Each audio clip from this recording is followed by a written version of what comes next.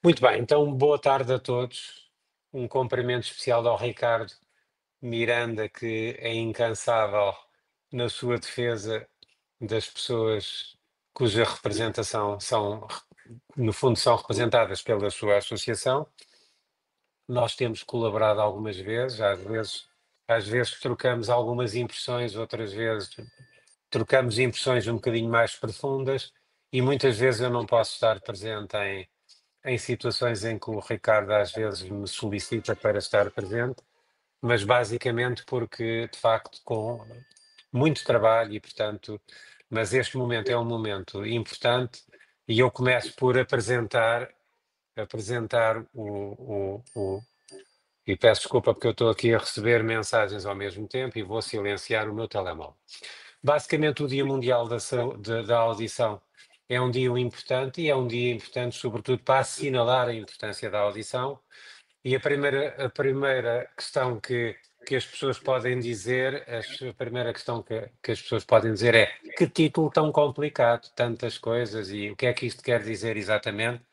Doentes, familiares, audiologistas e médicos, e que doentes devem dirigir-se ou serem referenciados para um centro de referência de implantes cocleares.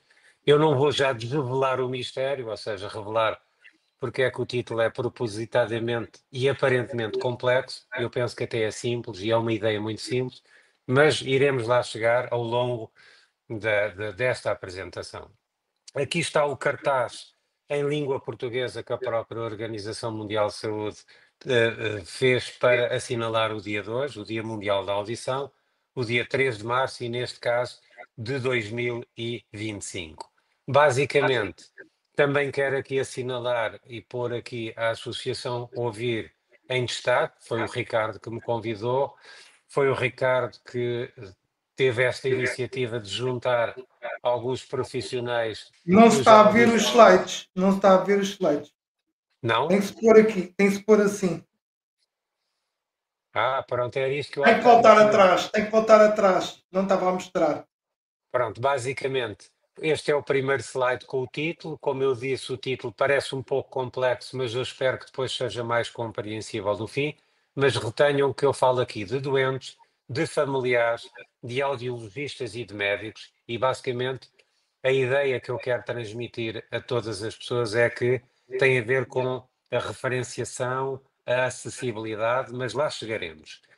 O meu segundo slide tem a ver com o cartaz que a própria Organização Mundial de Saúde fez para assinalar este dia, e este dia neste ano, porque este cartaz é o cartaz de 2025, e em terceiro lugar, pôr aqui, digamos, a primeira página do sítio da internet da Associação Ouvir, que é uma associação importante, que defende firmemente os seus associados e que tem posto várias, digamos, iniciativas em andamento, e isso é importante. E isso é importante, e a minha primeira ideia-chave desta apresentação é uma coisa que em inglês se chama advocacy, e que a melhor tradução é defesa dos doentes, porque de facto dizer advocacia talvez não fosse muito claro para as pessoas, e aquilo que estas três coisas que ali estão em cima têm em comum, nomeadamente a Organização Mundial de Saúde, a Associação Ouvir e o SNS, que eu penso aqui poder, de certa maneira, representar, é uma preocupação não só de tratar as pessoas, mas também de fazer advocacia por elas, de defender os doentes. Portanto, a primeira ideia é: vamos começar falando deste dia, pensando na defesa dos doentes e na defesa, digamos, do interesse da audição. O lema deste ano da Organização Mundial de Saúde também é importante, é mudar mentalidades e capacitar. E basicamente eles dizem: você pode tomar medidas hoje para garantir uma boa saúde auditiva ao longo da vida. Mas aqui o que eu quero reter deste lema é a capacitação das pessoas, não é? Portanto, porque há muitas coisas que os profissionais podem gerir nos seus encontros com os doentes, com os utentes, conselhos, etc. Mas eu diria que este ano, digamos, o lema deste ano para o Dia da Audição não é tanto um foco nos profissionais de saúde, mas é um foco nas próprias pessoas e numa coisa que cada vez mais no tratamento e na gestão, digamos, dos interesses de saúde das pessoas, que é a sua própria capacitação, muitas vezes também chamada, digamos, uma certa intervenção do autocuidado das pessoas que têm que fazer por elas próprias. E, portanto, esta é a minha segunda ideia, que tem a ver com o empoderamento ou a capacitação dos cidadãos, que são, portanto, aqui duas ideias importantes: a defesa dos doentes e o seu próprio empoderamento, a sua própria capacidade de intervir por elas próprias.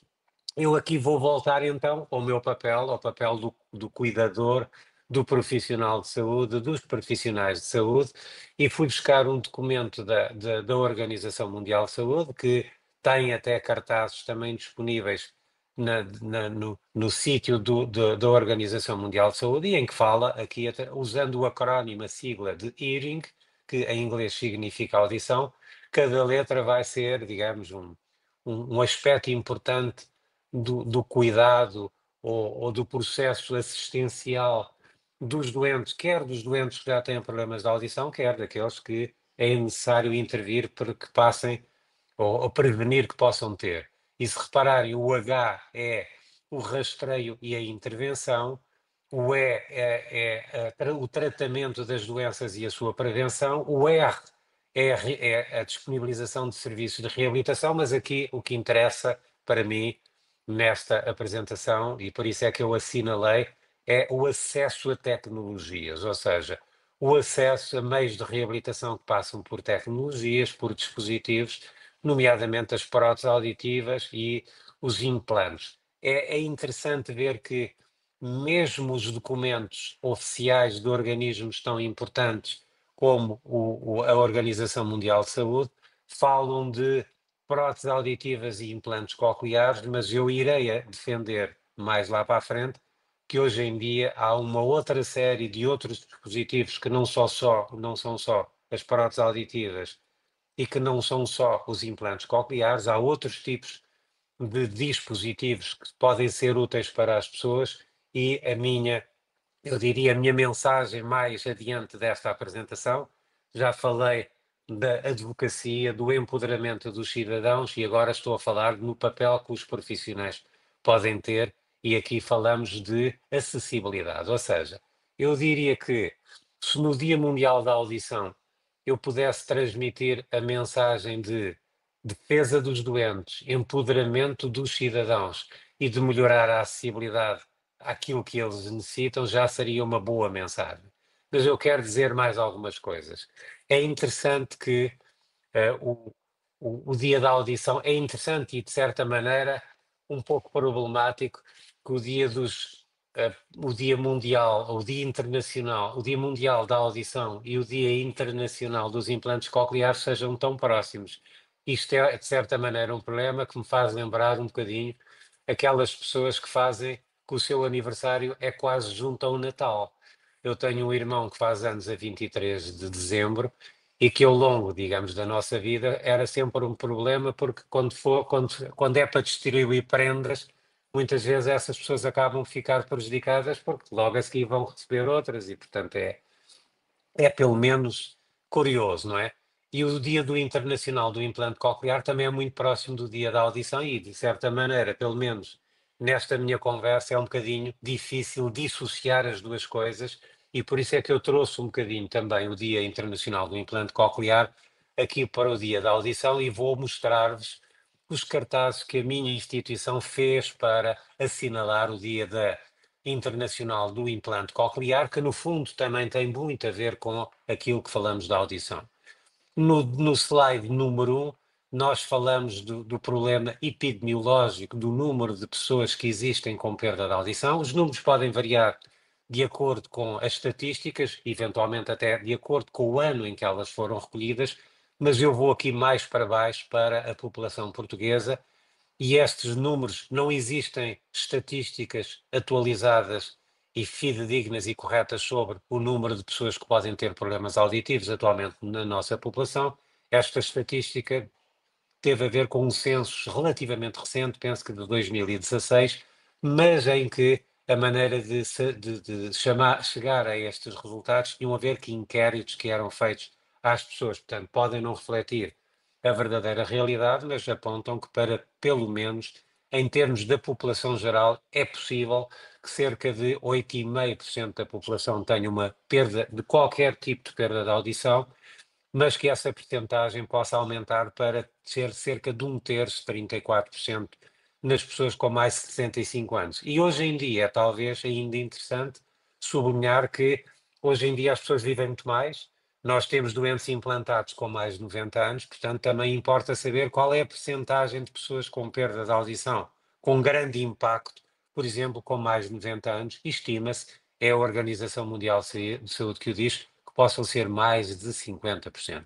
Portanto, é um problema importante tratar e saber, pelo menos, reconhecer que há um número muito grande de pessoas que têm que ser assinaladas e temos que intervir, de certa maneira, sobre elas para reabilitar a sua audição.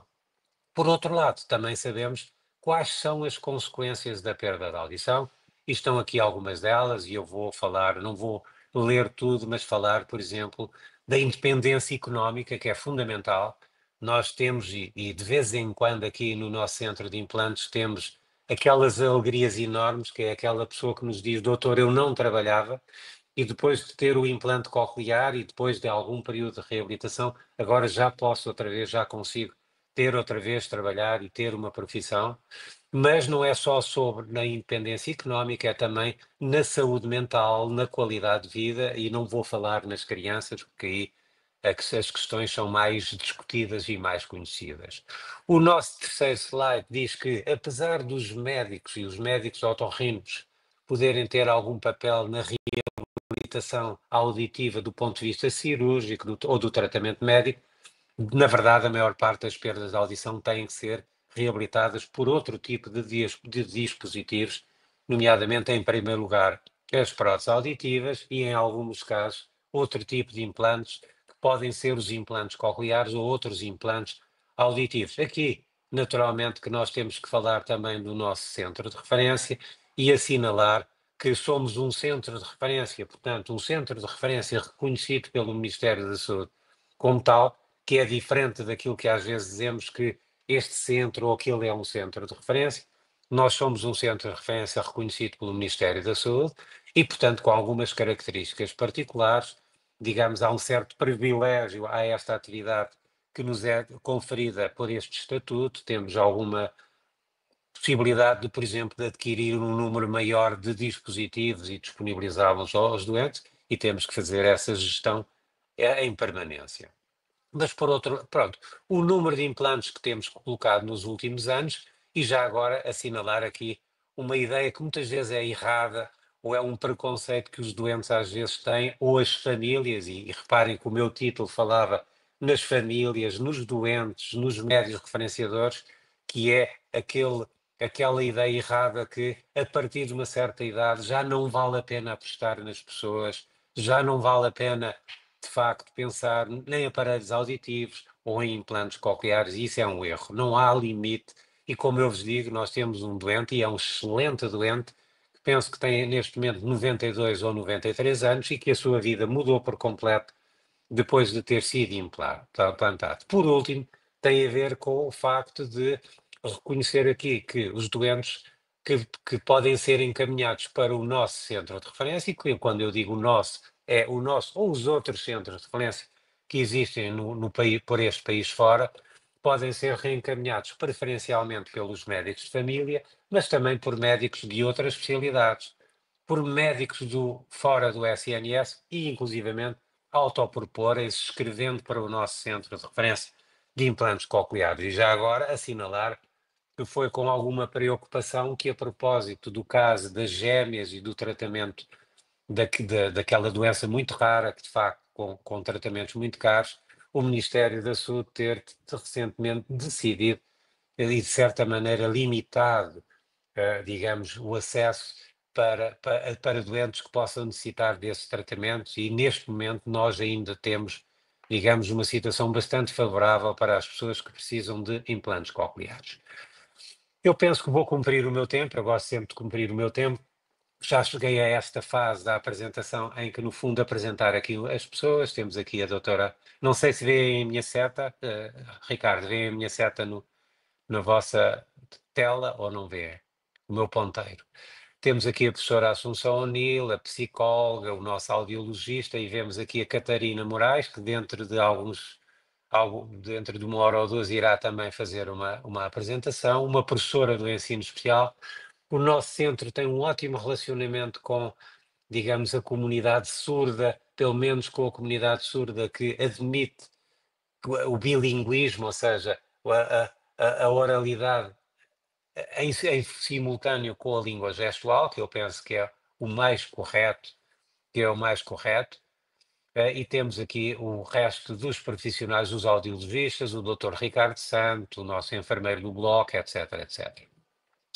Aqui só partilhar convosco para verem a diferença que fez, digamos, em termos de, repare, nós dizemos isto com o orgulho, o movimento que temos de implantes cocleares, e reparem, nos últimos 3 anos, 2002, 2022, 23 e 24, tivemos sempre uma implantação do número de mais de 100 implantes em cada ano, e isso, repare, para nós, claro que tem um impacto psicológico porque ficamos orgulhosos, mas sobretudo mostra que há esta acessibilidade para os doentes que precisam de uma maneira maior do que havia antes, e isso deve-se, por isso é que eu assinalei aqui esta barra, a cor de laranja significa que a partir de 2017 nós passámos a ser um centro de referência, e isso facilitou-nos o financiamento para os dispositivos e, portanto, podemos muito mais facilmente ter doentes e oferecer os tratamentos que os doentes precisam dentro de um tempo muito mais razoável, geralmente de alguns meses, até estarem implantados. Portanto, e foi por essa razão que eu coloquei aqui este slide. A identificação dos possíveis candidatos, eu diria que neste momento o nosso principal objetivo e a nossa preocupação é: os implantes existem, os centros de referência existem, mas há muitos doentes que seriam bons candidatos à implantação, ou eu diria até, poria o assunto de outra forma, doentes com dificuldades maiores e que poderiam ter muito menos dificuldades na sua vida de comunicação através da implantação coclear, e então temos que fazer um esforço de possibilitar que esses doentes cheguem aos centros de referência.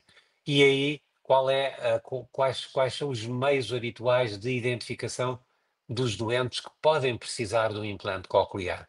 Rastreios, temos o rastreio neonatal, que é um rastreio que funciona muito bem, e aqui já agora nomear a doutora Luísa Monteiro, que foi, digamos, a pessoa em Portugal que fez a diferença e que criou e universalizou, digamos, junto dos sítios onde nascem crianças, das maternidades, o rastreio universal, que funciona muito bem, e graças a Deus já não existem ou já não deveriam existir muitas vezes crianças que nascem surdas e que não são rapidamente sinalizadas para uma avaliação mais completa e para o tratamento que precisam precocemente. Os rastreios auditivos em momentos chaves do percurso do indivíduo, e aqui não estou a falar daquelas carrinhas de casas de próteses pouco idóneas que percorrem o país inteiro à procura de clientes para venderem aparelhos auditivos a pessoas que precisam e a pessoas que não precisam. O que eu estou a falar é de rastreios que servem para sinalizar e identificar doentes que depois devem ter um percurso compreensível e integrado de aconselhamento, começando pelo médico do otorrino, pelo audiologista e por todos os profissionais que podem te ajudar neste processo assistencial e de orientação na reabilitação auditiva. Os centros de reabilitação auditiva também são muito importantes, porque muitas vezes os doentes começam por ter um percurso em que começam por ser reabilitados por próteses auditivas, e a partir de um certo momento as próteses auditivas já não permitem que um doente tenha um, um desempenho satisfatório do ponto de vista da comunicação por não ouvir bem, mesmo com as próteses auditivas, e portanto as próteses auditivas devem e fazem-no muitas vezes encaminhar estes doentes para digamos, o nível, a escala superior de reabilitação.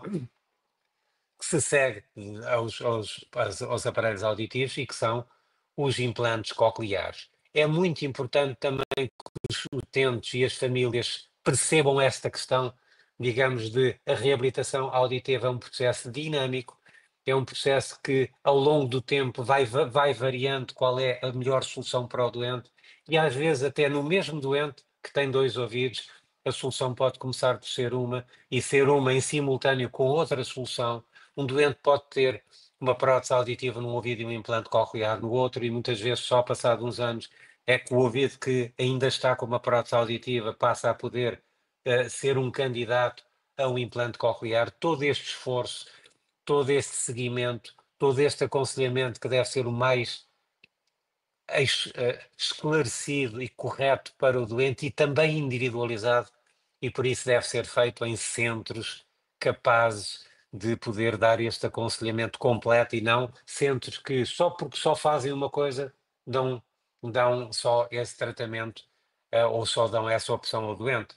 Nós em medicina temos usamos uma história engraçada, uma anedota, digamos assim, que é a de que para um martelo todos os problemas são pregos. O que isso basicamente significa o quê? Significa que se eu só sei fazer, só sei tratar os problemas de uma única maneira, apesar de haverem outras maneiras, eu tendo a tratar os meus doentes sempre todos da mesma maneira. E o que eu quero dizer é que nem todos os profissionais, nem todos os centros dispõem de todos os meios alternativos para dar a melhor solução para os seus doentes. Por isso é que existem os centros de referência que têm capacidade para gerir qualquer tratamento e dar a melhor solução no melhor tempo aos seus doentes. Claro que para sabermos quais são os doentes que são candidatos à implantação coclear, existem normas, normas que para as quais alguns profissionais especializados no assunto contribuíram para as definir. As normas portuguesas, que estão aqui muito rapidamente resumidas, são estas, mas eh, eu acho que a definição de normas é também uma orientação que tem que ser sempre individualizada e existem cada vez mais os chamados situações off the label, ou seja, são situações que estão no limite ou até já um bocadinho fora do limite da norma e cabe aos profissionais, não a todos, mas aqueles que gerem um movimento muito grande de doentes, ir, digamos, utilizando às vezes algumas capacidades de estarmos um bocadinho fora digamos, dos limites da norma, porque é assim também que a ciência progride. E se nós pensarmos na história dos implantes cocleares, muitas das indicações que são hoje norma estabelecida e aceita por todas as entidades, há 10 anos não eram. E provavelmente situações que hoje em dia não são 100% estabelecidas como tendo indicações, daqui a 10 anos serão uma indicação perfeitamente razoável. Portanto, há que ver que as normas não devem ser consideradas, digamos, regras fechadas e estão a evoluir, e essa evolução é feita muitas vezes nas pessoas e nos centros de referência que, de facto, se apercebem que às vezes há soluções que dar a doentes que precisam e que, se formos a atender às normas no seu sentido mais fechado, não conseguimos dar a melhor solução às pessoas. Só para ter uma ideia, se nós extrapolarmos algumas regras que têm sido definidas lá fora para dizer quantos doentes é que devem ou existem potencialmente para implantação coclear em cada zona, em cada área geográfica, em cada país, como é um caso, este seria um número que poderia ser aplicado para Portugal. 80 candidatos pediátricos por ano, 1.500 candidatos adultos por ano. Portanto, ou seja, há bastantes doentes, mais do que aqueles que se colocam, e, portanto, significa que há doentes que acabam por não chegar à sua necessidade. Quase para finalizar, eu gosto muito de apresentar este slide, porque se vocês virem, comecem por olhar para esta pirâmide amarela do centro, que significa que da surdez de grau ligeiro a moderado até à surdez de grau profundo, significa um contínuo de doentes que precisa de uma reabilitação e em que, e agora olhem para baixo, para a parte, digamos, que diz centros de referência e implantação coclear, só a partir do grau severo a profundo, e mesmo o severo não são todos, são só aqueles que não conseguem um desempenho satisfatório com as próteses auditivas, é que entram para a implantação coclear. E muitas vezes E agora olhem para o quadrado verde de cima. Quem procura, ou seja, o doente ou a família, ou quem referencia, que pode serem audiologistas ou os médicos, tendem a querer olhar para as normas, ou seja, tendem a querer tentar perceber quais são as regras de seleção dos doentes para depois os referenciar para os centros de referência. E é aqui, digamos, a mensagem principal da minha comunicação, e era aqui que eu queria chegar quando, no princípio, de quando comecei a falar disso, eu quero, por isso é que eu pus aqui no título da apresentação os doentes, as famílias, os médicos, os audiologistas todos, que é, hoje em dia, e eu diria que isto é a minha mensagem principal desta apresentação é, não é muito importante para o doente, para a família, para o médico do centro de saúde ou para o otorrino, que é um otorrino generalista e não um otorrino, digamos, especializado na gestão do doente com perda de audição, ou para o audiologista, não é importante para cada um destas pessoas saber em concreto qual é a indicação específica da implantação coclear. Isso é para a pessoa especializada.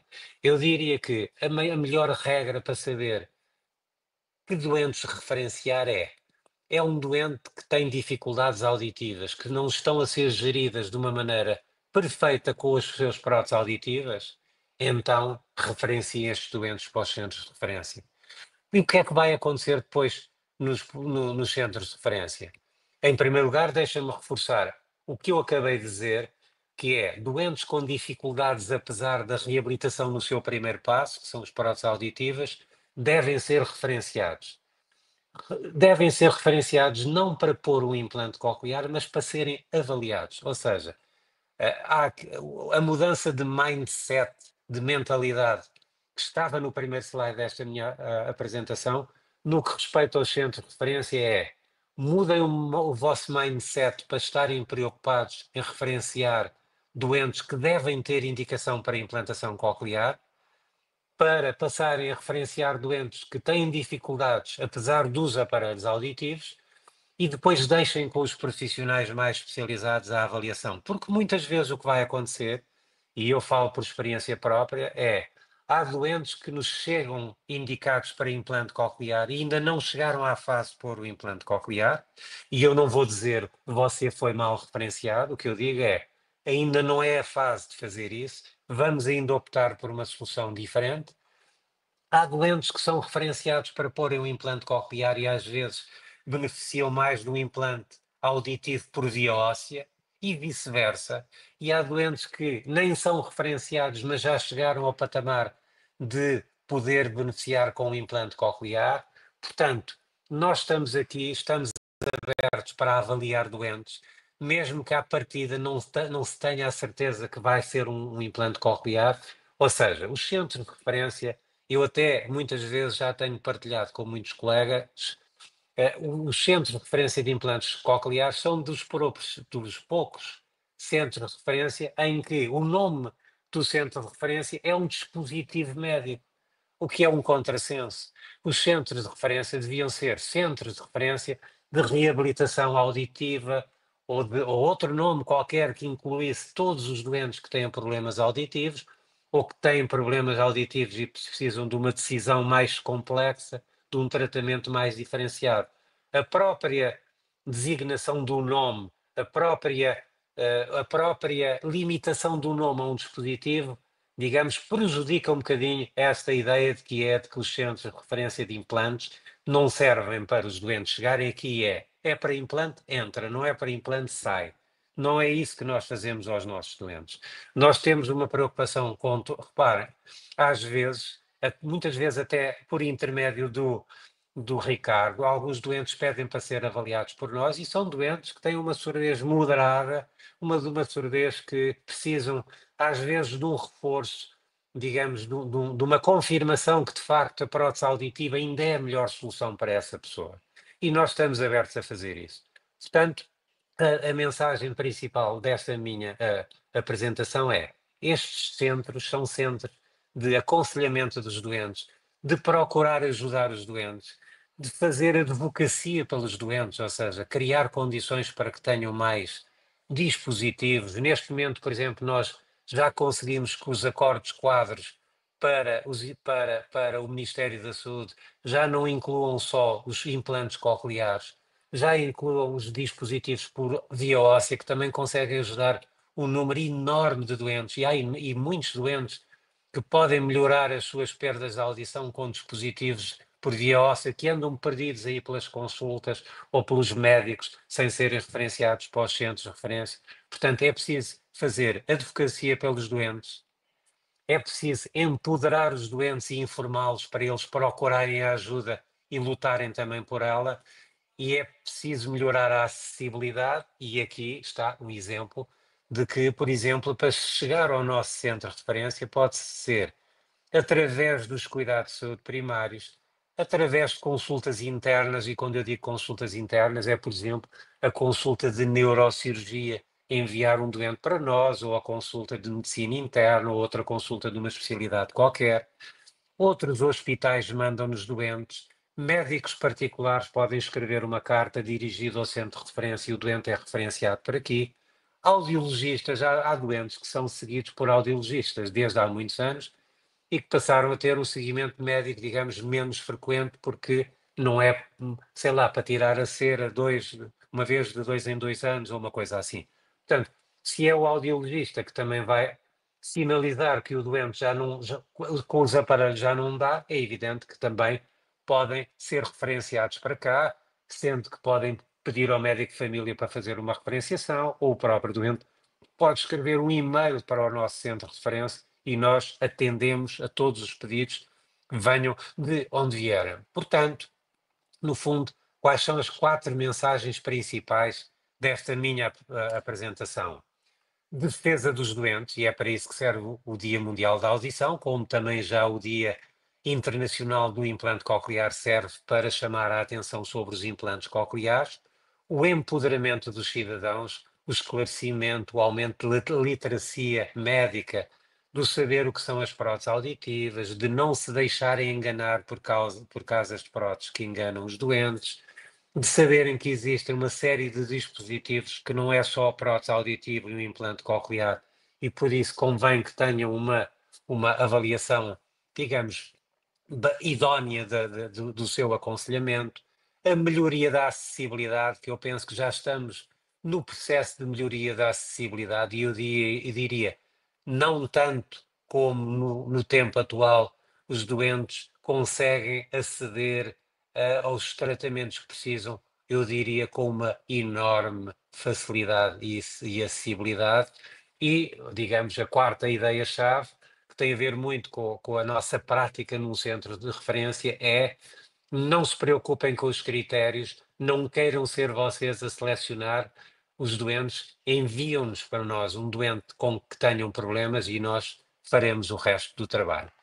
E, portanto, a última mensagem é a última slide do nosso dia 25 de fevereiro, também dia do implante coclear, é: procura ajuda, conte connosco, na Unidade Local de Saúde de Lisboa Ocidental, que no fundo, muitas vezes as pessoas conhecem-nos mais por sermos os médicos do Hospital de Egas de Muniz. Portanto, connosco podem contar e estejam à vontade para qualquer coisa que precisemos, e o Ricardo igualmente. Ora, muito obrigado pela sua apresentação, foi muito esclarecedora. Espero que todos tivessem gostado e quem tiver questões a colocar, se calhar eu diria deixar em aberto, podem nos contactar por e-mail ouvir.appia@gmail.com, que eu depois reencaminharei as perguntas aos próprios oradores aqui da palestra para responderem e depois reencaminhei a resposta que foi dada. Ó, tenho aqui. Também já me estão a ligar.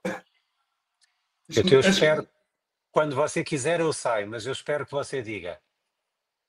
Sim, sim, eu reencaminho se houverem perguntas. De Ok, qualquer das então formas, também vão estar atentos. Pode ser que nas redes sociais em que estamos a entre- passar o entretanto, vídeo. deixe-me só dizer uma última palavra. Pronto, eu agora vou começar eu desmarquei algumas consultas para poder fazer essa apresentação, e agora vou continuar as minhas consultas aqui no Hospital Egas Muniz, mas vou tentando ter o computador à minha frente e se vir que aparece alguma pergunta, com certeza que tentarei responder. Ok? Ok, muito obrigado. Ok. Muito obrigado. Obrigado, Ricardo. Foi um prazer. Obrigado. Ora então, a primeira apresentação está feita. Estamos aqui na nossa caminhada do Dia Mundial da Audição, na nossa tarde alusiva a este dia tão especial que é para nós, também para mim, porque uso prótese auditiva e implante coclear, portanto, também usufruo de tecnologias auditivas e, portanto, o próximo convidado, o próximo orador é a professora doutora Inês Araújo, já está à espera para entrar e eu vou chamá-la. Ora, um momento. Muito boa tarde, doutora Inês. Boa tarde. Estou a tentar perceber como é que funciona a parte dos slides. Ricardo, consegue-me ajudar? Em apresentar slides e PDFs, Ok, tenho que colocar em PDF, está bem. em carregar primeiro, fazer o Sim. download, o upload neste caso.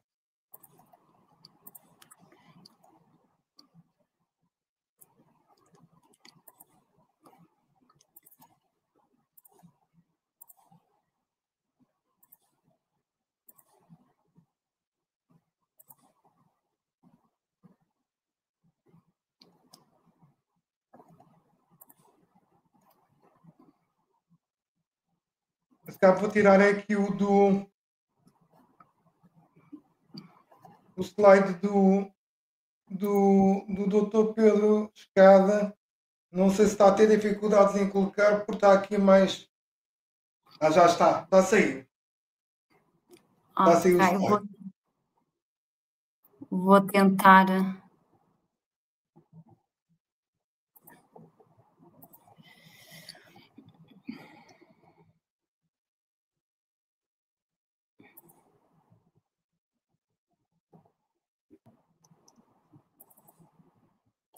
Eu tenho em PowerPoint.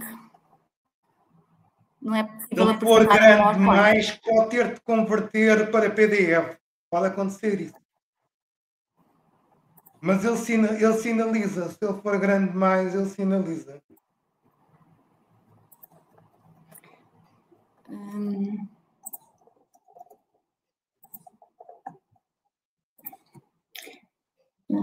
Arquivo de...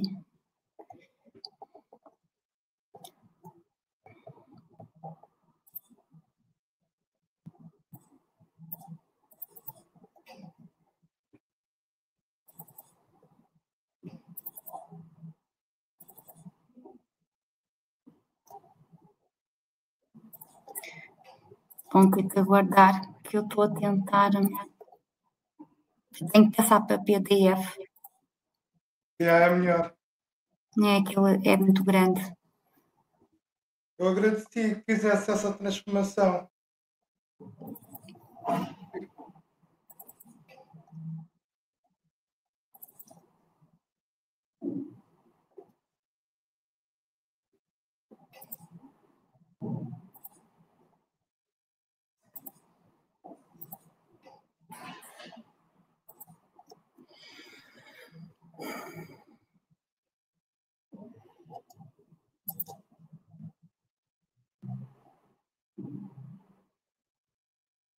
Penso que já está.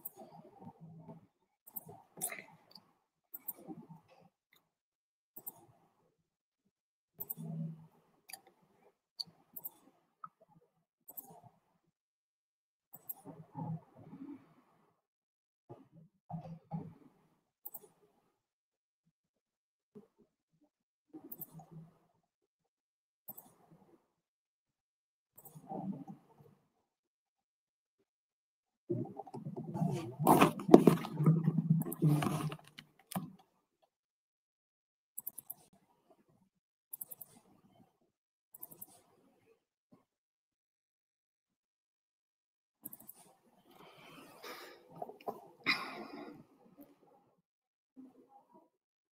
está a ser enviado e não estou a conseguir passar para PDF, estou a tentar enviar mesmo assim.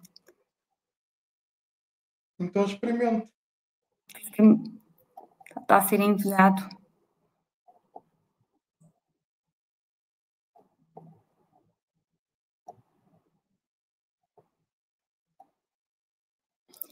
Aqui diz que está a ser enviado. Provavelmente está a ser carregado para a apresentação. Sim, ele aqui, já está. Já? Pronto, vamos mostrar então o primeiro slide.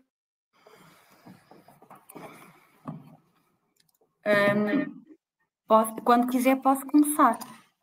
Ok, deixa-me só dizer que vamos falar então sobre a saúde auditiva ao longo da vida, do ponto de vista audiológico, portanto saber de facto como é que é. Ora, então vamos então começar. Doutora Inês. Olá, boa tarde, muito obrigada. Bem, em primeiro lugar, antes de começar aqui a minha apresentação, quero fazer então um agradecimento ao convite que me foi direcionado pela Associação Ouvir, na pessoa do engenheiro António Miranda, dar os parabéns pela iniciativa. Aproveitar também para cumprimentar todos os palestrantes que irão aqui abordar as várias temáticas e em particular ao Dr. Pedro Escada, que pela excelente apresentação que eu tive a oportunidade de assistir. Portanto, a mim cabe-me então apresentar e falar sobre a saúde auditiva ao longo da vida. Portanto, já me percebi que está desformatado. Não sei se é só aparece aqui na minha apresentação ou na vossa também. Portanto, a saúde auditiva ao longo da vida, portanto, eu vou abordar o tempo do ponto de vista audiológico. Antes de mais, quero dizer que a audiologia é a ciência que estuda todos os problemas relacionados com a audição e com o equilíbrio postural, concretamente o sistema vestibular, e que o audiologista é o profissional de saúde que atua na prevenção e conservação da audição, na avaliação do sistema auditivo, tanto periférico como central, através de diferentes exames. Tendo em conta o diagnóstico da perda auditiva, intervém no processo de habilitação e de reabilitação auditiva. Portanto, acima de tudo, tenta interferir de forma substancial na qualidade de vida das pessoas ao longo da vida, nas diferentes faixas etárias. Portanto, atuamos desde recém-nascidos até aos idosos. Portanto, a saúde auditiva é ao longo da vida mesmo. Portanto, a perda da audição, independentemente do grau, quando não é identificada e tratada de forma atempada, pode ter repercussões de diversos níveis, nomeadamente no desenvolvimento da fala, da linguagem, a nível emocional, psicológico, académico, profissional. Segundo BIAP, o grau e a perda da audição é classificada tendo em conta a média das frequências do limiar auditivo, das frequências de 500, 1000, 2000 e 4000. Portanto, e no Portugal nós utilizamos a norma de BIAP. Portanto, nós consideramos que apresentamos uma perda auditiva quando essa média passa a ser superior a 20 dB. Pois aí passamos a ter uma perda auditiva de grau médio, uma perda auditiva de grau moderado quando ligeiro é a partir dos 21 dB, depois moderado a partir dos 40 a 70 dB, severo é de 71 a 90 dB, profundo de 91 a 119 dB, depois consideramos o fótico quando os indivíduos apresentam uma perda superior ou igual a 120 dBs. Então, a nossa intervenção inicia-se no rastreio auditivo neonatal, nos recém-nascidos. Portanto, o rastreio auditivo neonatal é a primeira etapa de um programa de detecção e intervenção precoce na audição. Deve ser realizada a todos os recém-nascidos antes da alta hospitalar, de modo a identificar precocemente todos os casos de surdez. E, por norma, nós utilizamos as recomendações do Joint Committee Hearing Integration, que utilizamos as normas de 2019.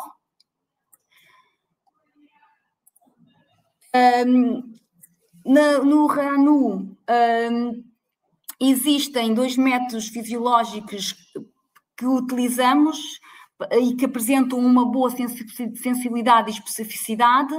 Temos as autoemissões acústicas evocadas, que é um teste que mede a resposta fisiológica das células ciliadas externas da cóclea.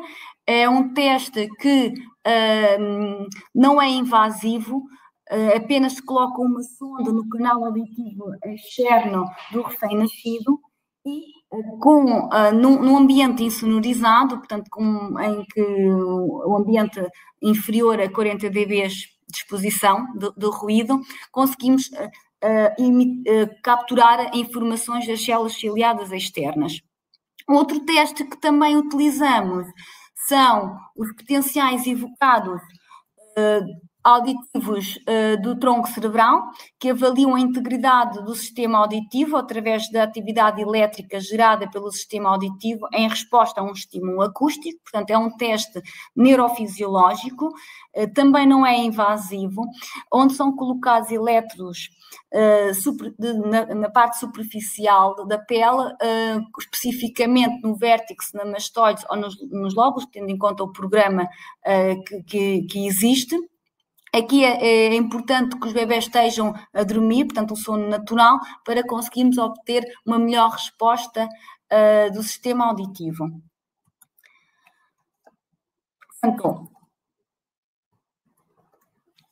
em relação aos protocolos do RANU, por norma utilizamos na primeira fase as autoemissões acústicas, que quando passa registamos no boletim do bebê, portanto no livro do bebê, e quando não passa, portanto quando é refer, fazemos uma segunda fase, onde por norma fazemos passado um dia, novamente autoemissões acústicas ou em conjunto potenciais evocados automáticos. Portanto, se passar, registra-se o resultado novamente não, registra-se nessa altura no boletim do bebê e se não passar, haverá uma terceira fase onde se obtém uma informação já não de rastreio, mas mais de diagnóstico e para perceber realmente se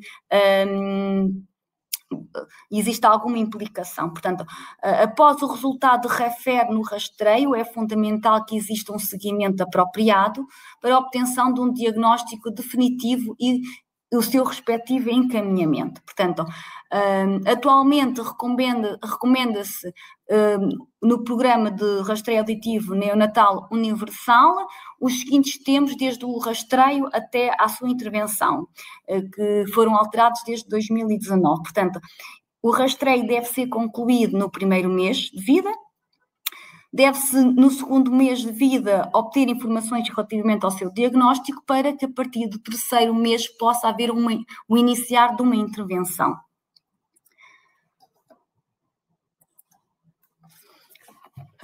O rastreio auditivo neonatal tem como objetivo detectar todas as crianças com perda auditiva igual ou superior a 45 dB no melhor ouvido.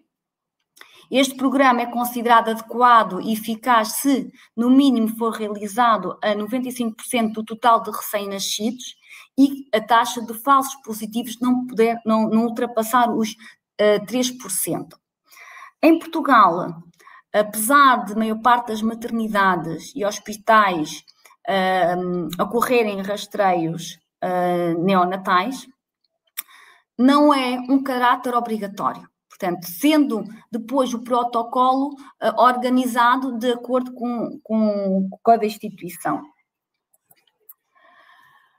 A intervenção precoce influencia decisivamente o prognóstico do desenvolvimento linguístico, cognitivo e social, e por esse motivo recomenda-se o rastreio auditivo neonatal para identificar todas as crianças com perda auditiva antes dos 3 meses de idade e iniciar a intervenção precoce, obviamente, de forma a colmatar a perda auditiva. Portanto, a audição é essencial para a aprendizagem da fala, da língua falada e da escrita. E quando vamos falar agora na nossa intervenção relativamente à parte das crianças, portanto, temos os rastreios que são realizados em idade pré-escolar e escolar. Portanto, estes rastreios não são obrigatórios, portanto, deveriam fazer parte integral dos cuidados de saúde primários, mas acho que ainda temos um longo caminho pela frente, mas que realmente são fundamentais para um bom desempenho académico. No início da aprendizagem formal da leitura e da escrita, é necessário uma audição normal para que seja aprendido tudo de forma correta. E realmente, nestas faixas etárias, nós temos uma grande prevalência de alterações do ouvido médio, concretamente as otites, o que faz com que realmente também exista crianças que não conseguem desenvolver tão bem a leitura, a escrita, porque apresentam perda auditiva. Os rastreios pré-escolares têm como objetivo identificar de forma rápida e eficaz casos sugestivos de perda de audição e fazer o encaminhamento para um diagnóstico audiológico e, se possível, depois encaminhamento, caso haja realmente a confirmação de suspeita de perda de audição, para que haja uma intervenção o quanto antes. Normalmente, os rastreios pré-escolares realiza-se uma otoscopia, com a visualização do canal auditivo externo, um timpanograma para verificar aqui a mobilidade da membrana timpânica e depois fazemos o rastreio audiométrico de passa-falha nas frequências de 500 a 4.000 Hz a 20 dB.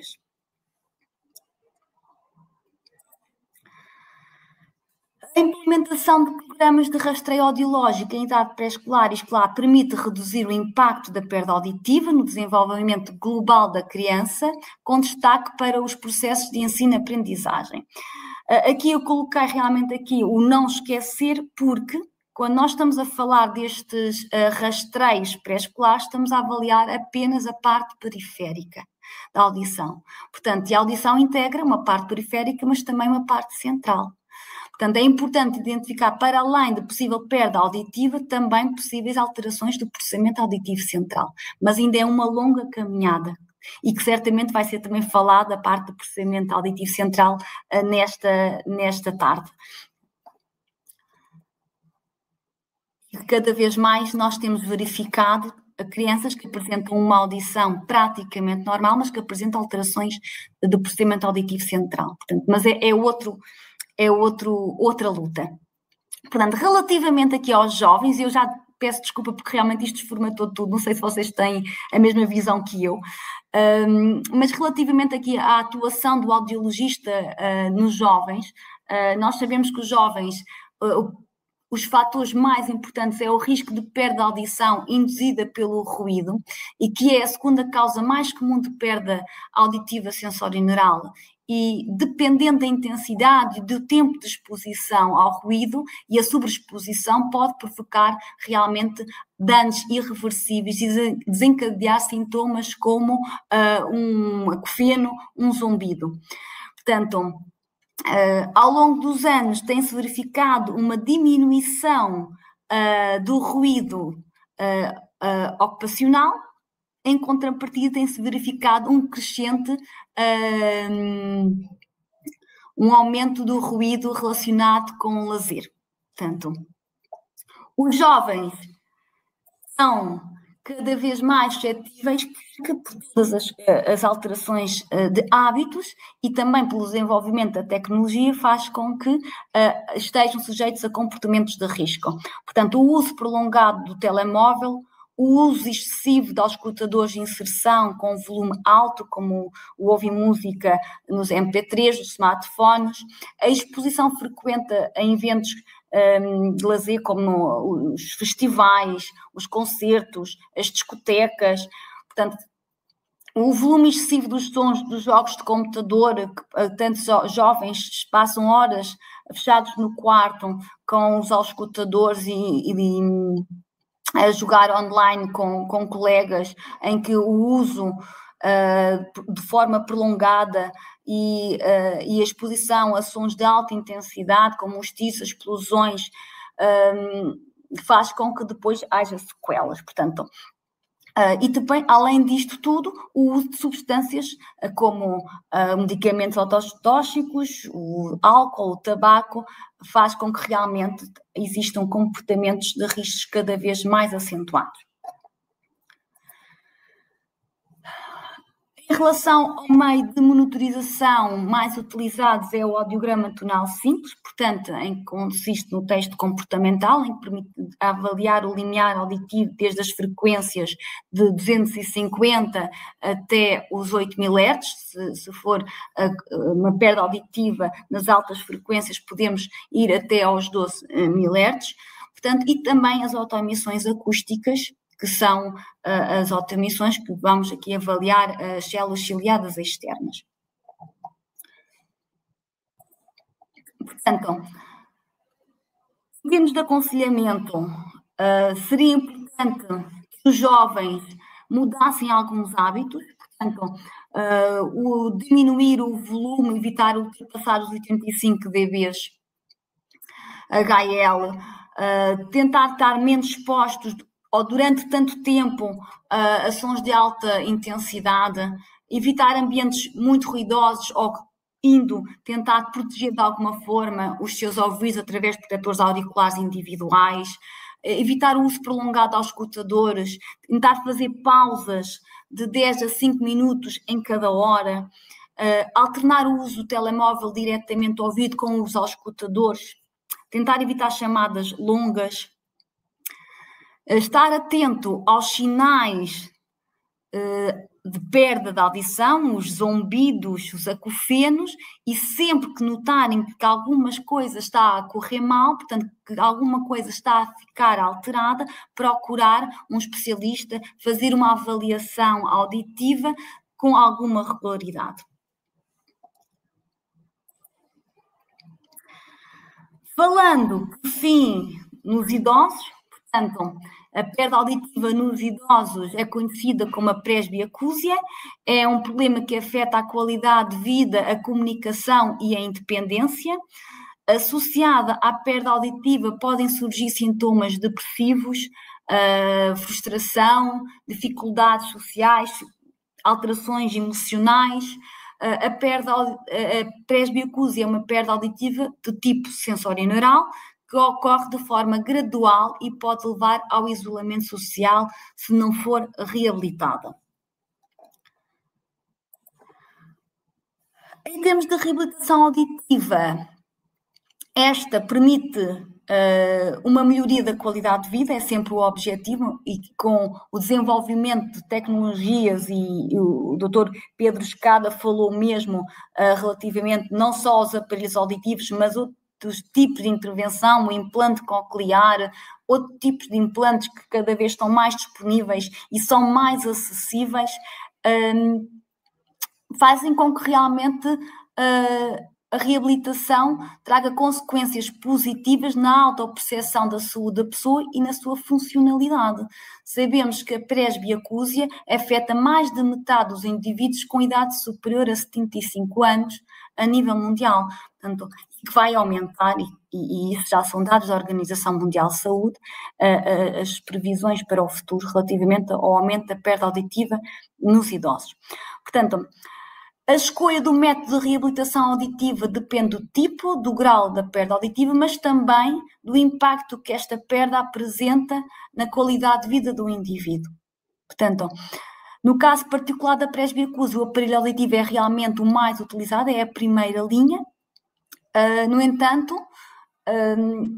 não cura, portanto, apenas auxilia na capacidade auditiva e na discriminação da fala.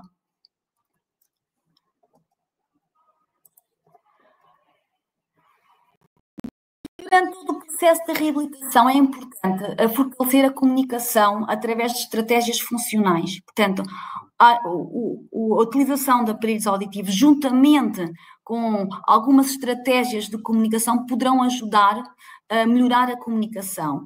Aqui eu falo em 3, que é o falar de frente para o idoso, concretamente estamos a falar aqui na faixa etária dos idosos, mas isso são recomendações para todas as faixas etárias, falar num tom de voz normal, mas de forma pausada, e também ajudar a desenvolver a leitura labial. Bem, segundo os dados da Organização Mundial de Saúde, cerca de 430 milhões de pessoas vivem com perda auditiva incapacitante, sendo que a previsão, como referi, é um aumento com 1 em cada 10 pessoas a apresentar perda auditiva. Portanto, a surdez pode ser evitada com hábitos auditivos saudáveis. A sensibilização é essencial para reduzir os casos de perda de audição.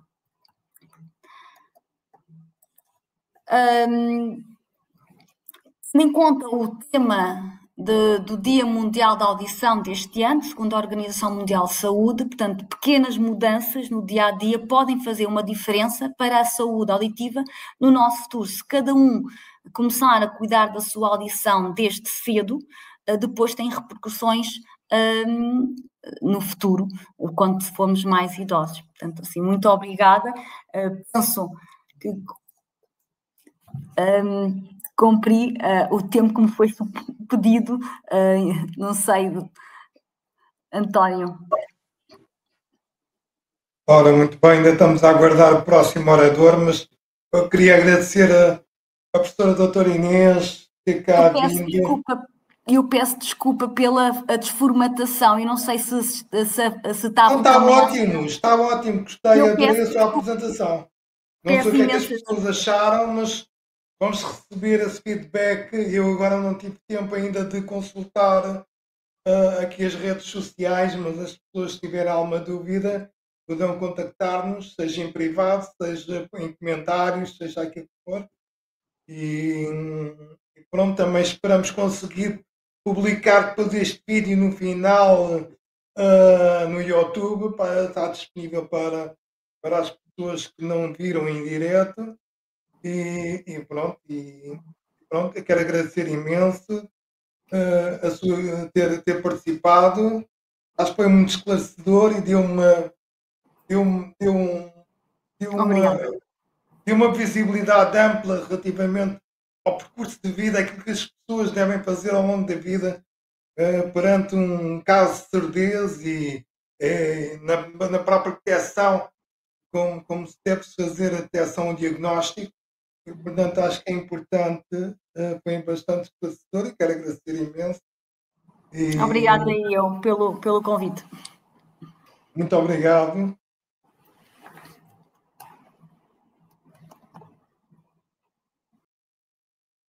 Ora, então, estamos agora a aguardar a chegada do Dr.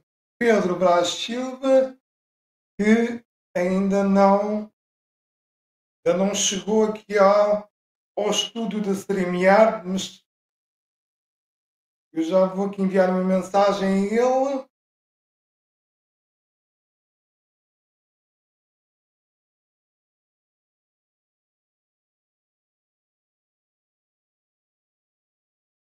Tenho aqui informação de que o Dr. Pedro Brás Silva está com uma emergência familiar e não conseguirá assegurar a sua apresentação. Poderá ser que consiga fazer mais tarde. De qualquer das formas, se houver alguém que pretenda vir mais cedo, está à vontade.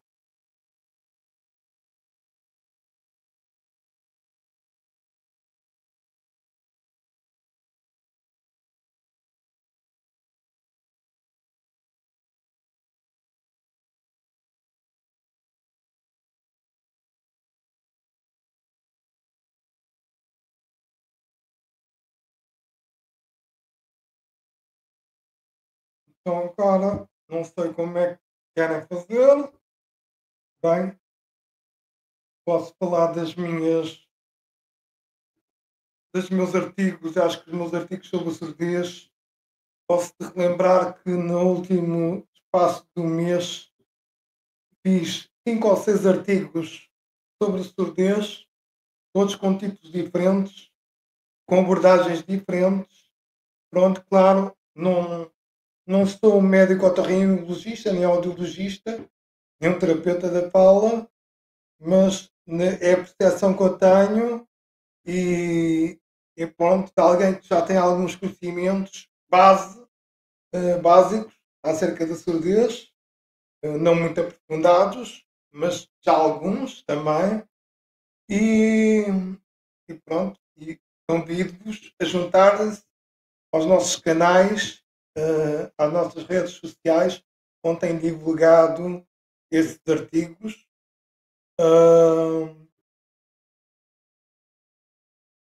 Aqui alguém, a doutora Cristiana Lima Nunes já mostrou possibilidade para entrar agora.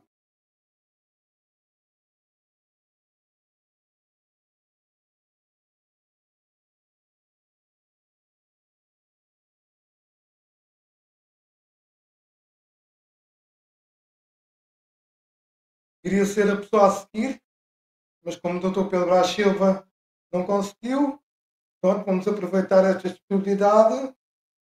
O doutor Cristiano Lima Nunes vai abordar o assunto de a relação entre a percepção e o reconhecimento do som para uma boa comunicação. Ainda há pouco a professora doutora Inês Araújo estava a falar sobre processamento central auditivo, que é uma vertente extremamente importante para a audição, tem a ver com a percepção dos sons. Portanto, não apenas é importante ouvir, como perceber, saber como o cérebro não é, está treinado ou exercitado para ouvir e para poder perceber, apreender os sons, né, saber reconhecer e, portanto, esta é uma apresentação a abordar essa temática, é de alguém conhecedor deste mecanismo. Ainda estamos a aguardar, Dr. Cristiano Lima Nunes. Ora bem, espero que consiga entrar agora.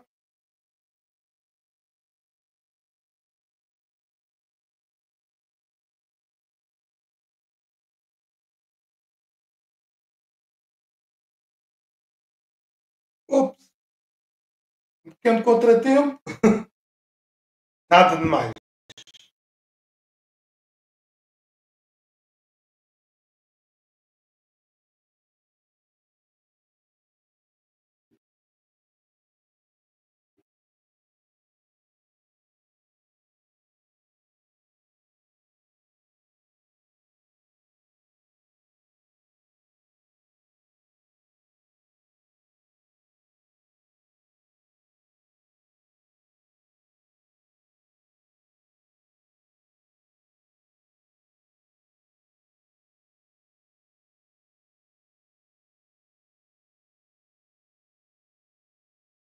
Ora, aqui está doutora Cristiane Lima Nunes. Vou chamá-la. Ora, então, adicionar. Ora, muito obrigado. Obrigada, Ricardo, pelo convite. É um prazer. Parabéns pelo dia de hoje também, para todos nós, né? Exatamente, para todos aqueles que estão a ouvir. Não sei quantos são, mas sei que bastantes foram informados, de maneira que espero que pelo menos tenhamos uma audiência considerável. Sim, De maneira que vamos lá ver. Eu depois verei isso mais tarde. Ainda não tive a oportunidade de fazer esse cálculo. Boa. E que as pessoas também estão disponíveis para fazer as perguntas que quiserem e mesmo enviar para o e-mail da associação ouvir.appia@gmail.com. Se quiserem ter uma pergunta em concreto, eu depois reencaminharei para vocês ou para quem quer que seja, para quem quer fazer pergunta para um dos oradores em especial, ou alguns oradores em especial. E vamos então começar com o Cristiano Nunes. Eu já disse qual era o título, mas agora passa a voz a si. Obrigada. Não sei se gostaria de carregar a sua apresentação. Sim, gostaria. Estou aqui a tentar ver como é que eu faço. Já sei, eu acho que primeiro eu tenho que... Ele não partilha a tela direta, deixa eu só salvar lá aqui no modo mais fácil, porque eu fiz aqui 2 ontem para hoje e depois a segunda ficou melhor. Deixa eu aqui já salvar, final. Pronto. Acho que agora eu tenho que fechar. Eu vou tentar apresentar. Eu nunca tinha usado esse, o StreamYard. Estou aqui. Apresentar seu computador. Ok, enviar arquivo. Acho que agora vai.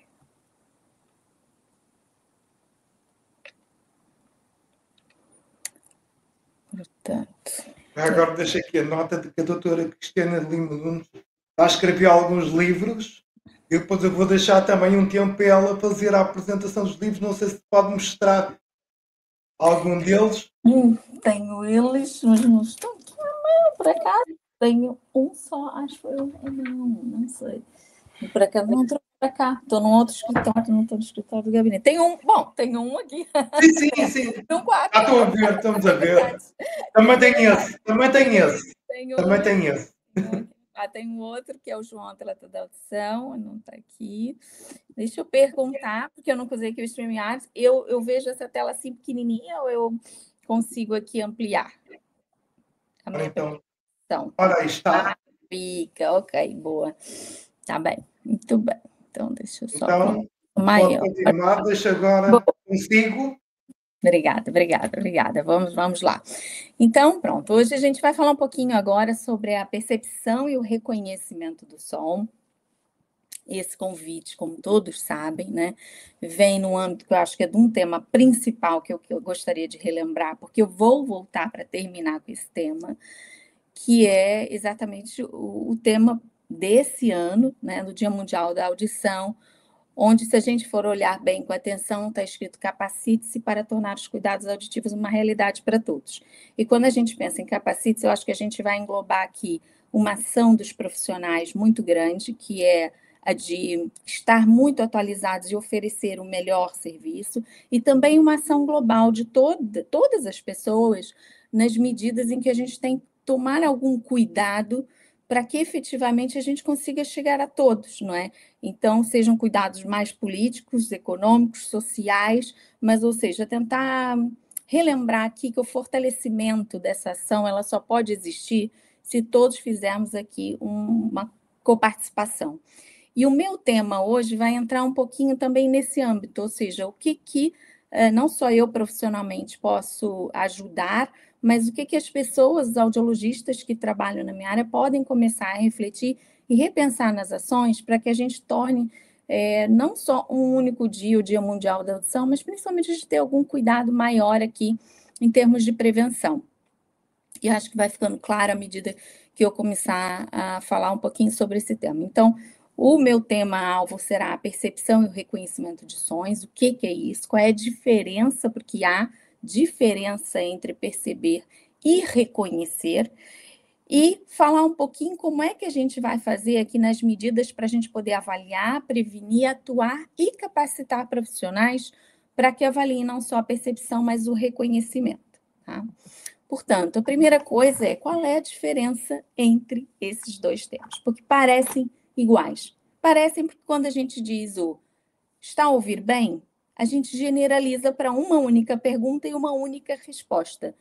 E cada vez mais o termo que antigamente a gente usava muito, né, de uma audição normal, não é um termo que a gente da audiologia gosta de utilizar. Porque o que define uma audição normal? Uma audição em que a pessoa efetivamente consiga ter todas as competências, mais a detecção de som, a análise, a interpretação, tudo dentro de um parâmetro único de normalidade, é algo muito difícil, Na verdade, se a gente for olhar, há uma grande porcentagem da população, inclusive, e a gente vai falar sobre isso, que tem aqui o que é dito uma audição antigamente normal, mas continua com uma queixa auditiva. A partir do momento que a gente tem uma queixa auditiva, ou a gente tem uma falha na percepção e ou no reconhecimento, né? Então, a gente tem dois aspectos aqui. E eu começo por uma pesquisa que já foi feita aqui há algum tempo, 2012, mas foi de pacientes que entravam no hospital, tem mais de 400 pacientes nessa pesquisa, que iam para avaliações distintas, pronto, em consultas, e os fonoaudiólogos da Universidade Federal de Minas Gerais e de São Paulo, da Universidade de São Paulo, perguntavam a essas pessoas, aleatoriamente, se elas tinham alguma queixa auditiva. Tem alguma coisa que você acha que não escuta bem? Você tem algum incômodo com som? Você tem algum zumbido? Você tem algo auditivo? E 35% dessa população, desses quase 500 pessoas que foram avaliadas, relataram problemas para ouvir. E aí eles apanharam esses 35% das pessoas e foram ver efetivamente quem tinha. E desses 35%, a gente tinha mais ou menos 70% que efetivamente tinha algo real, onde 34,74% tinham efetivamente uma deficiência auditiva, ou seja, tinham uma perda auditiva, seja em frequências graves, agudas, os motivos mais dispersos, mas tinham uma queixa auditiva, e um outro grupo de 35% não tinha só um problema auditivo, mas tinham outras comorbilidades associadas em diversas outras áreas, né?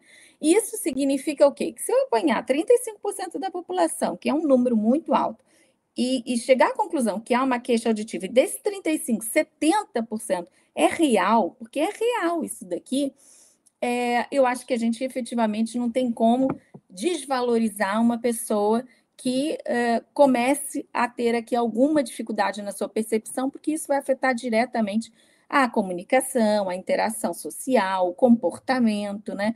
E vai ter várias afetações dependendo aqui da idade que a gente avaliar. Lembrar, obviamente, que eu acho que isso é um consenso, todo mundo já sabe, por isso passo aqui rápido, mas a audição ela é fundamental para a comunicação, para a cognição e para a qualidade de vida.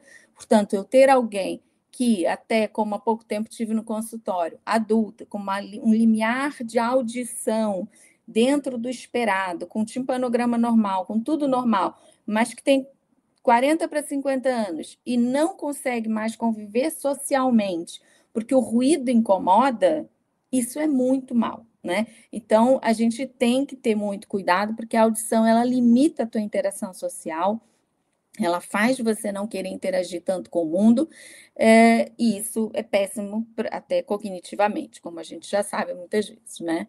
Portanto, há duas diferenças aqui entre o que é percepção e o que é reconhecimento. Uma média, a gente geralmente está muito voltado para avaliar a percepção. Na rotina normal do otorrinolaringologista, do audiologista, a gente avalia muito a percepção do som, ou seja, o paciente chega com aquela queixa de não consegue ouvir tão bem, ou já vem sendo acompanhado desde criança para isso, enfim, há diversas situações aqui. E o que a gente se foca muito é avaliar se ele detecta o som, ou seja, se a presença de um som muito baixinho ali é perceptível ou não. E isso é só o perceber. Esse é um primeiro passo do sistema auditivo, ele é muito importante, mas ele é um primeiro passo. É ali no nosso sistema auditivo periférico que a gente vai transformar esse som, amplificar e transformar numa condição de impulso elétrico que vai pelo nervo auditivo, mas até aqui a gente está vendo a percepção do som. E o que acontece? Muitas vezes é que eu tenho pacientes em que até passam na percepção do som, mas falham no reconhecimento do som, que é um segundo estágio. Então, o reconhecimento sonoro já é a nossa capacidade de identificar e atribuir um significado para o som. É um processo que depende de outras funções, de memórias auditivas previamente armazenadas, de um aprendizado, né, sobre estes sons. Portanto, eu não tenho que avaliar só a percepção. É óbvio que se falhar a percepção, vai falhar o reconhecimento, porque se eu nem escuto, como é que eu vou reconhecer aquilo que eu escuto mal ou pouco escuto? Ok. Mas o problema é que se a gente avalia só a percepção, a gente perde um grupo enorme da população aqui que efetivamente tem uma falha também auditiva, tá? Então, dando um exemplo do que seria isso, entendendo um pouco melhor, a percepção ela é uma análise mais que a gente diz quase reflexa, ela é uma análise que a gente não depende da sua vontade. Ele é um processo automático que vai acontecer, portanto, eu estou cá na sala e, de repente, faz um barulho, alguém vai bater a porta, eu vou escutar, mesmo que eu diga, eu não quero escutar, eu vou escutar, porque é um som, há uma presença de som e as minhas células recebendo esse som, portanto, eu escuto esse som. Agora, o reconhecimento é o segundo estágio, é o momento em que eu dou uma interpretação sonora consciente para esse som, ela vai envolver, claro, um significado, a identificação de uma origem de localização sonora, uma memória e um conhecimento prévio. Então, eu escutar esse som que eu fiz aqui, pode dizer assim, se alguém bater na porta, pronto. E esse é o reconhecimento, tá? Então, por exemplo, e coloquei aqui um exemplo prático só para lembrar, o telefone toca. Uma coisa, escutas quando o telefone toca? Aí você diz, escuto. Boa. Seja com prótese, com implante, sem nada. Escuta, escuto. Primeiro passo, 100% bom. Segunda pergunta tem a ver com o reconhecimento. Quando o telefone toca, tu escutas e sabe que é o telefone, que é o teu telefone, ou tu achas que é um som que vem da casa ao lado, ou tu achas que é uma campainha e sempre vai à porta ao invés de ir em direção ao seu telefone, ou tu pensas que é um som de uma chaleira que está a apitar, ou seja, você interpreta mal esse som ou você efetivamente oferece uma interpretação direta para aquele som, tá? E essa interpretação e análise do som é o reconhecimento. Então, na verdade, o reconhecimento e a percepção têm que andar juntos para a gente compreender bem o som. Quanto melhor a percepção e o reconhecimento, melhor eu vou conseguir efetivamente viver em termos de processos auditivos e não ter aqui nenhuma queixa auditiva, tá?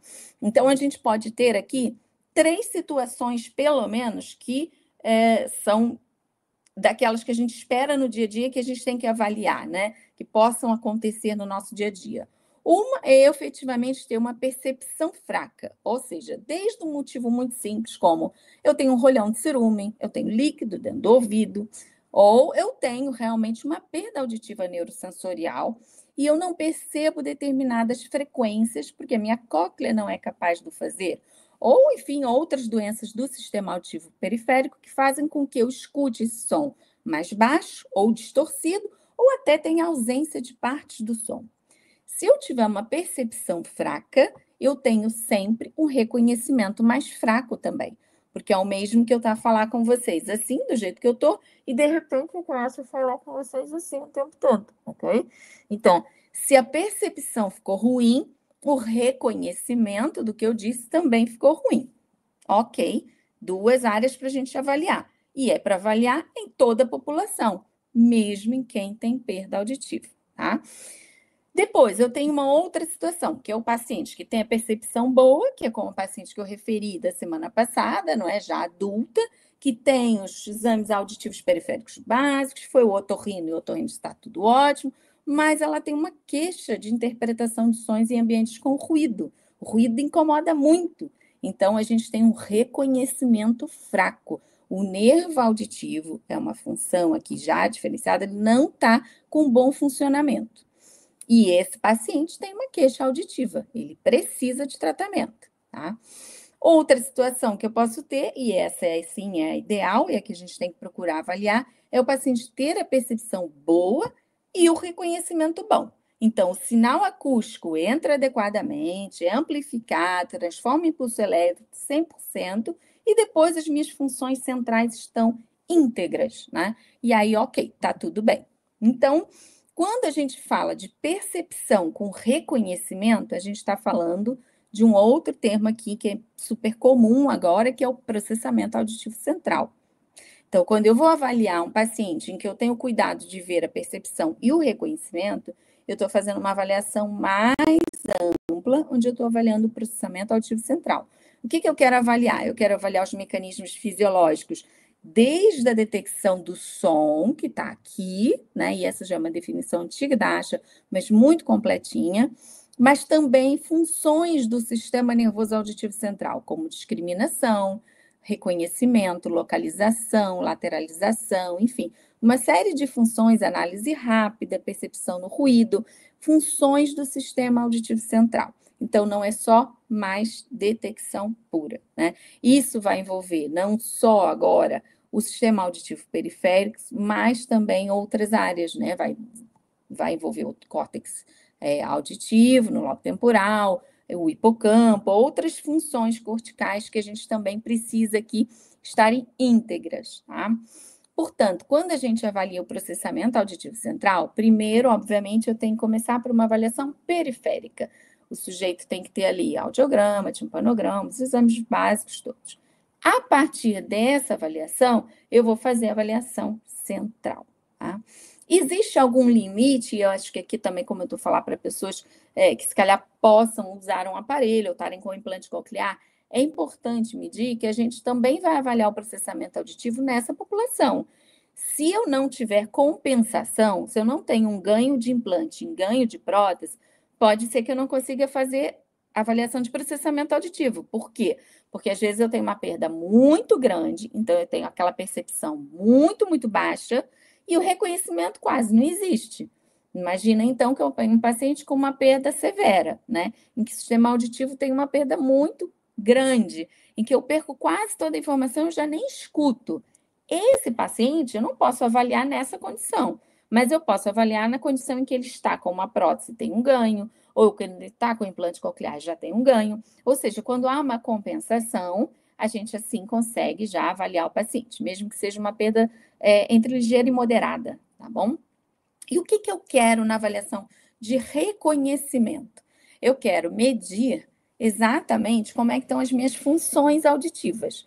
Funções essas que são responsáveis por essas competências que estão aqui nesse cantinho. Portanto, as competências auditivas são chamadas, eu não vou entrar em cada uma detalhadamente, teria que ficar muito mais tempo, mas, respeitando o meu tempo, vou falar um pouquinho para vocês de cada uma por alto, né? A gente tem aqui a localização do som, que é uma capacidade fundamental. Eu não posso escutar determinado som como eu fiz aqui e não fazer ideia de onde vem esse som. Porque senão eu não sei se estão martelando na casa do vizinho, se é na minha casa, se é para eu abrir a porta, enfim, fico completamente perdida, tá? A análise rápida de sons, aquilo que vai fazer eu também perceber a coarticulação dos sons da fala, é fundamental.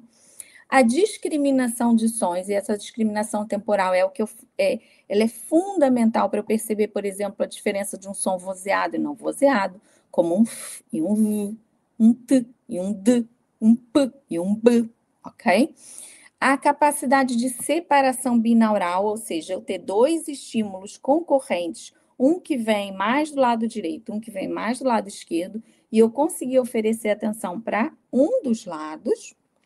A integração binaural, quando eu tenho a capacidade de analisar em conjunto duas situações que estão a acontecer. É o mesmo, por exemplo, eu tenho uma televisão ligada e alguém fala comigo, e eu estou vendo um filme. Eu ser capaz de rapidamente transitar entre esses dois sons, tá? A memória auditiva, que é outra função muito importante no nosso dia a dia, aquela que é fundamental para um dia rápido alguém me dizer alguma coisa. Olha, Cristiane, vai à sua gaveta do seu consultório, à segunda direita, põe um otoscópio e traga aqui. E eu vou e sei exatamente aquilo que eu ouvi, não preciso apontar tudo, porque eu tenho uma memória auditiva aqui, curto prazo, mas que me mantém essa informação, tá? Sequencializada, em ordem, sem mudanças aqui.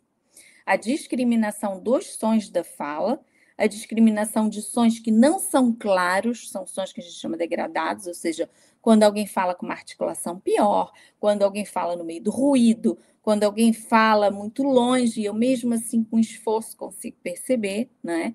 E a interação entre os dois ouvidos. Portanto, essas competências todas são avaliadas numa avaliação de processamento auditivo central. Portanto, no processamento auditivo, eu vou avaliar primeiro dia ali, primeiro momento, percepção, segundo momento, reconhecimento. Eu vou ter que avaliar tudo para eu garantir que funciona o processamento dos sons, tá?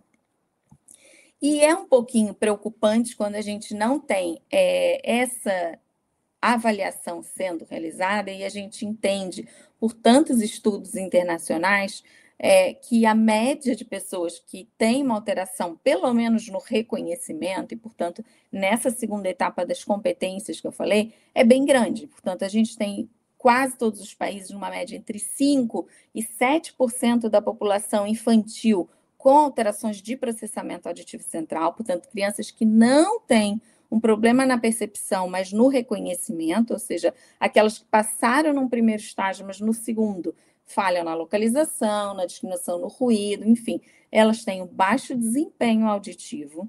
É um número bem grande, às vezes eu dou aulas em escolas e as professoras, quando dizem para mim assim, eu acho que já deve ter tido um aluno, e eu penso assim, você já deve ter tido vários, né? A não sei que você tenha começado a trabalhar no passado e não tenha tido nem 5, nem 100 alunos até hoje, porque a quantidade de crianças é um número elevado, e isso afeta muito o desempenho acadêmico e de comunicação.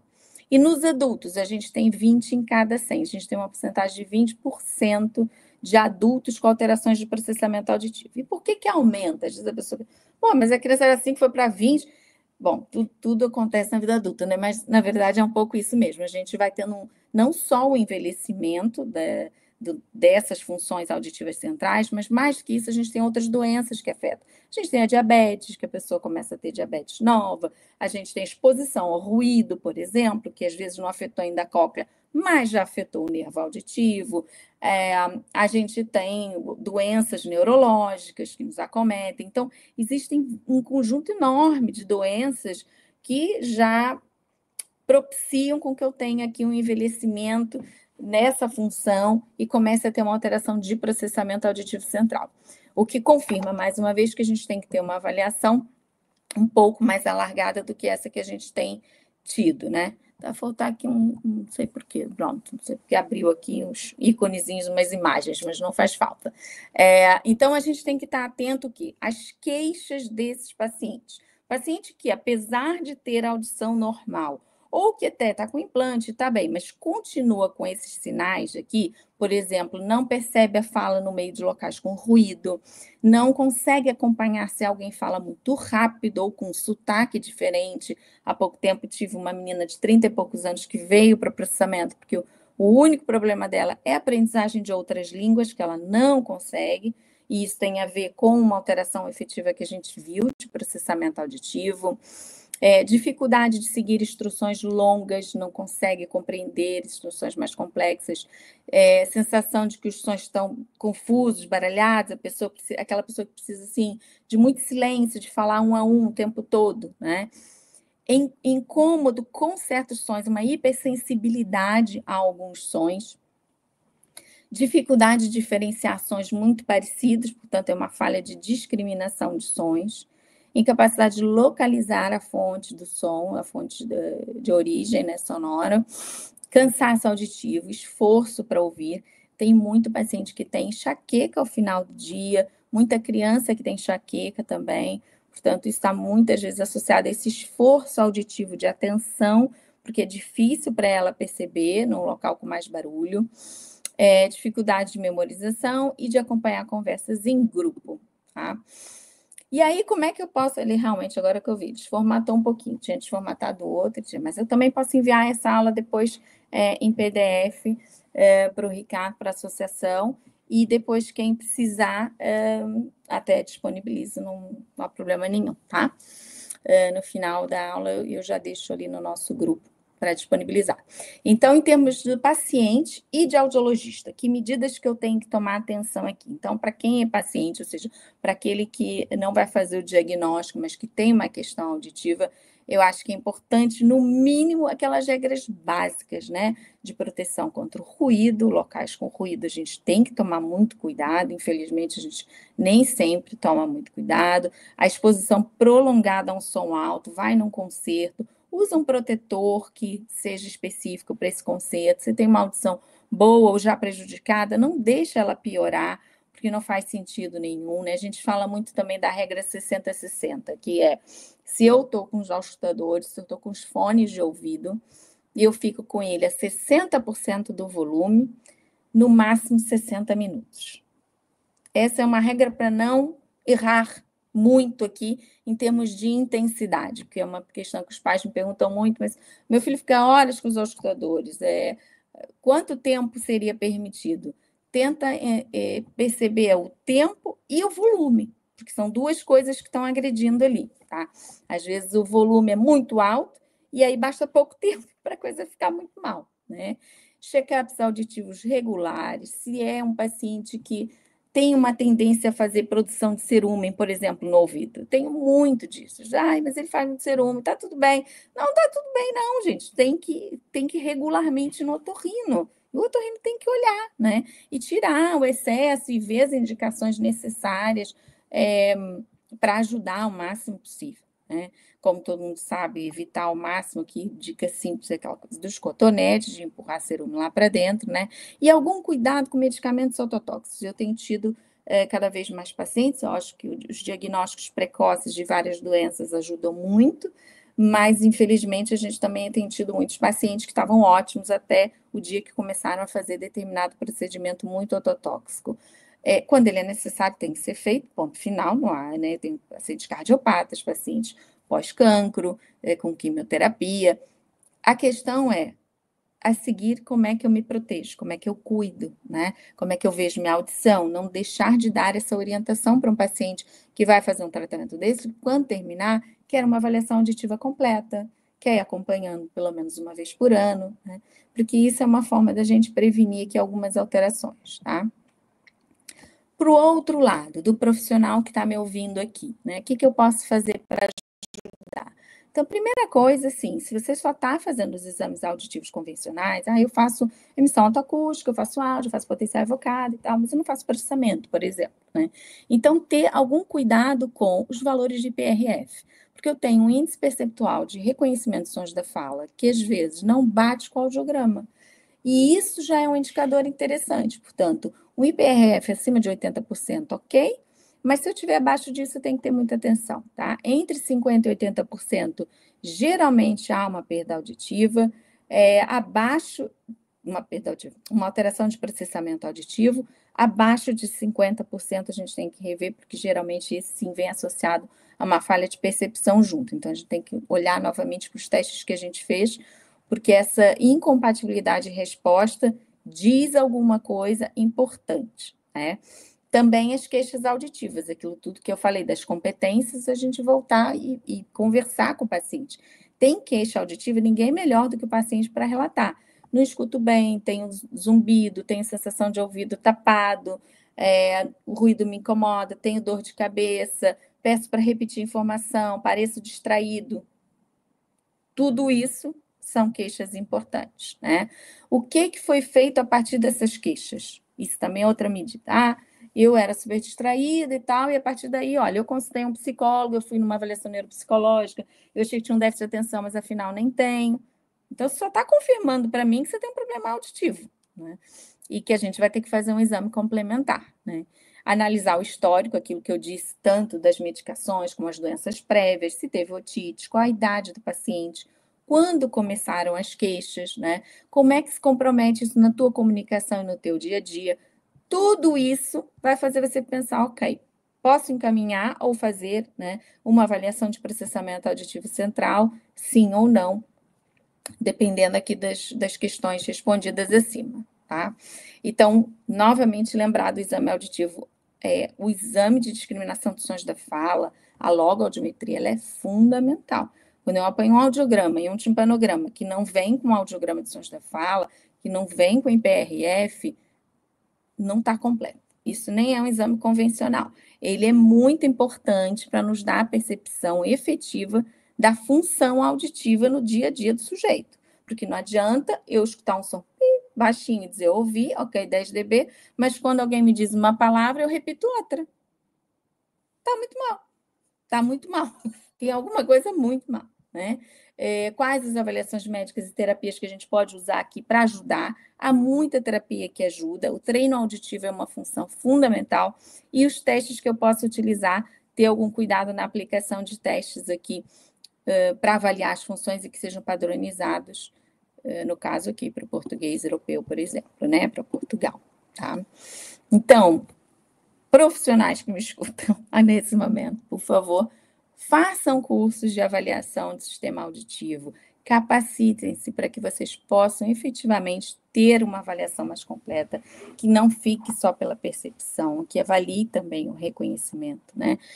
Isso é muito difícil e tal. É muito difícil porque envolve principalmente isso aqui, divulgar. A gente tem que divulgar as informações técnicas, práticas, a gente tem que... esse é um cuidado que eu sempre tive, já estou aqui há praticamente 20 anos em Portugal, e trabalho muito com essas promoções de divulgação, de palestra, de conhecimento, seja em escolas, hospitais, porque acho que toda mudança de mentalidade só pode existir se a gente tiver um conhecimento prévio. Eu não posso mudar a minha atitude com relação a comer ou não comer determinado alimento se eu não sei o mal que aquele alimento possa me fazer ou o bem que aquele alimento possa me fazer. Portanto, ou eu tenho um conhecimento prévio, ou eu mudo de atitude. Portanto, a gente, para implementar qualquer coisa nova, a gente também tem que informar todas as pessoas que estão ao nosso redor, inclusive profissionais, sobre essas novas medidas de diagnóstico e o que a gente pretende realizar, né? E efetivamente começar a promoção de medidas de diagnóstico e de reabilitação. Ainda noto muito pouco em Portugal treino auditivo em pacientes com implante coclear, treino auditivo de processamento, de funções de processamento auditivo, não é aquela reabilitação auditiva mais clássica, mas em funções de processamento auditivo, perto do que a gente deveria ter, ou pacientes com prótese auditiva. E essa população também tem um benefício, tá? Então, o treino auditivo, ele vai melhorar as competências auditivas, ele melhora a adaptação à prótese, ele diminui muito das queixas e ele melhora a resposta de intervenção nos casos de implante coclear. Portanto, além de trabalhar linguagem, compreensão, cognição, eu preciso trabalhar funções de processamento auditivo. Tudo integrado. Nem sempre a gente vai ter uma melhora 100%. Tem uma hora que a gente possa ter um limite, possa dizer, ok, sua discriminação foi até tal ponto e até tal ponto está.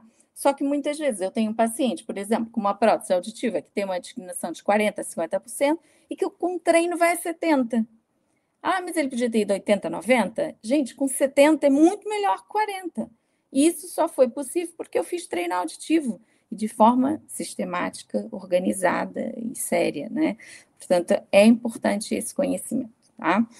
Portanto, como é que a gente tem que agir agora em conformidade? Eu queria que ficasse essa informação, né, com o que a Organização Mundial de Saúde prevê para a gente. Eu acho que sabendo avaliar percepção e reconhecimento, peço desculpa que ele desformatou aqui na hora de colocar no StreamYard, que ele não estava assim no meu PowerPoint, mas eu envio direitinho. Avaliar o reconhecimento e a percepção, escutar o paciente, escutar com atenção, com calma, né?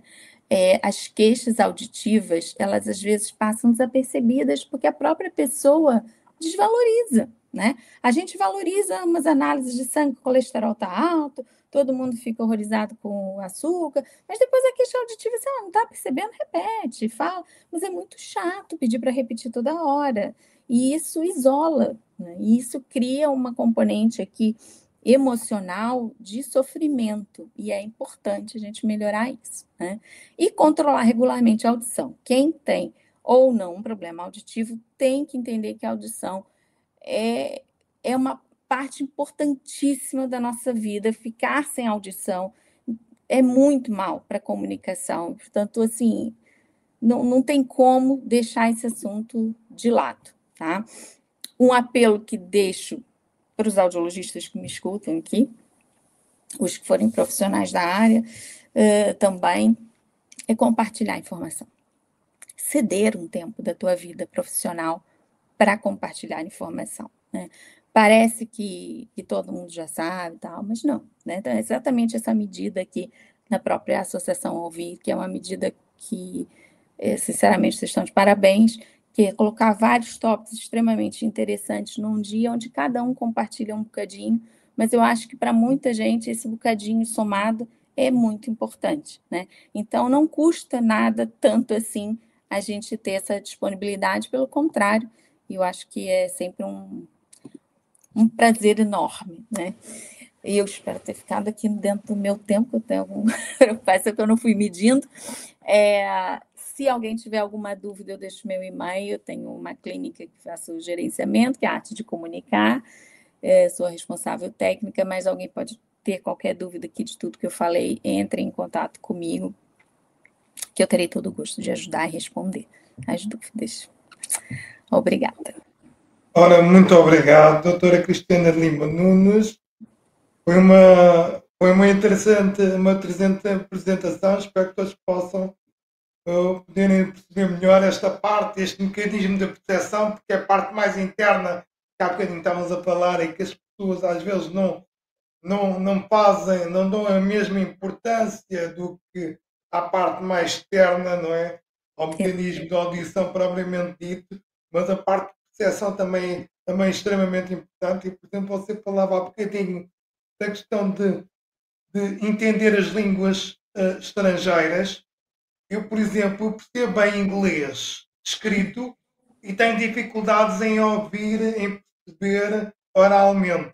Pergunto se não tenho um processamento auditivo central já transtornado. Sim, e na verdade todas as pessoas que têm uma perda auditiva, né, a gente tem uma perda neurosensorial, por mais que a gente compense com uma prótese, com um implante coclear, por mais que a gente faça uma compensação, o nervo auditivo, ele depende dessa parte periférica para ele amadurecer as funções e funcionar muito, muito bem, né? Então, qualquer momento da nossa vida, e dependendo dos anos, da época em que eu estive com uma baixa auditiva, uma percepção sonora diferente, é óbvio que eu vou ter sempre uma alteração aqui de processamento auditivo central. Então, cai naquele primeiro bonequinho, quando eu mostrava ali os casos diferentes, quando a percepção auditiva falha, e esse é o caso, não é, do Ricardo? Percepção falhou, tá falha, a gente tenta compensar com uma prótese, mas ela falha, aí a gente tem uma falha de reconhecimento auditivo. Então, o processamento auditivo, com certeza, nessa situação vai estar mais prejudicado. O interessante é que a gente tem pacientes em que a gente faz um treino auditivo, mesmo com essa percepção falha, para a gente poder melhorar essas funções, porque eu não sei se já chegaste, portanto, eu não sei só com o exame, não é? Se já chegaste no teu melhor, que é isso que a gente busca quando a gente tem aqui uma falha na percepção. Ou seja, se o meu periférico está ruim, ok, o meu central teve um comprometimento, ele também ficou todo desorganizado, desarranjado. A informação chegou confusa e ele vai ficar confuso, normal. Mas será que tem como melhorar mais um bocadinho? E às vezes é uma medida simples. Por exemplo, agora eu estou com um paciente com prótese auditiva e o que a gente propôs? Ele vai fazer 12 sessões de treino auditivo. A gente tem uma avaliação que a gente fez no dia 1. Ele vai fazer 12 sessões de treino e a gente vai fazer outra avaliação. E aí vamos comparar pré e pós. Melhorou? Se melhorou, é porque a gente tinha mais margem para trabalhar. Esse paciente não tinha que ficar daquele jeito. Vamos imaginar que passado 12 semanas, foi 3 meses, né? Ele não melhorou muito. Então, ok, ele já estava no máximo dele, porque ele, ao longo da vida, foi fazendo uma série de coisas e, se calhar, ele já chegou no máximo de função. Portanto, essa análise, ela efetivamente tem que ser feita pelo audiologista, ela é muito importante, tá? Pois é interessante porque, de facto, eu treino muito, ouço muita música, leio mesmo muito em inglês, mas depois tenho uma dificuldade brutal na compreensão oral. Parece que tenho ali uma resistência, algo que não me permite avançar. Há ali qualquer coisa que não uma barreira, não é? Sim, sim. E é muito comum esse tipo de queixa, tá? Seja em casos que tem perda auditiva e outros que não têm perda auditiva. Por isso que fiz questão de falar aqui. Porque eu tenho muito paciente que não tem na audiometria 100%, tá ótimo, né? Essa minha paciente que veio 30 e poucos anos, uma audiometria de 5, 10 dB. Tá excelente, espetacular, não é? Portanto, é processamento auditivo, sim. Muito bem, tinha aqui um comentário que recebemos no LinkedIn da Andreia Ferreira, ela disse o mesmo: boa tarde, tenho implante coclear e também tenho dificuldade em ouvir outras línguas, perceber a discriminação. Lá está, o problema é o mesmo, portanto... Sim, exatamente. E o que a gente tem que fazer nesse caso é fazer uma avaliação das funções centrais, mesmo com o implante coclear, Vai se fazer uma avaliação dessas funções, tanto vamos ver como é que está a localização, como é que está a discriminação, como é que... A gente sabe que vai ter coisas que vão estar alteradas e que pouco muda, mas tem algumas coisas, por exemplo, a discriminação de frequências sonoras é algo que muitas vezes está alterado, a gente avalia isso no processamento auditivo, né? Se o paciente percebe diferentes frequências, a gente avalia, dando alteração, a gente treina, e geralmente na população que tem implante coclear melhora muito. Então, é algo que a gente pode tentar aprimorar ainda mais, né? É o que eu digo, chegar no melhor ponto, na tua melhor resposta, né? O melhor desempenho, ele é individual, ele é de cada um. Eu não sei qual é o melhor desempenho do João, da Maria, só conhecendo. E isso eu preciso avaliar, treinar por um curto período de tempo, não é muito, e rever. Houve mudança? Então, se houve mudança, ótimo, plasticidade cerebral a 1000, a gente pode contar com isso, né? E o sistema auditivo é muito bom de resposta. A gente tem esse lado positivo, né? Ele responde muito bem. Muito bem, muito obrigado, doutora Cristiana. Eu quero agradecer imenso a sua apresentação e ter estado aqui conosco.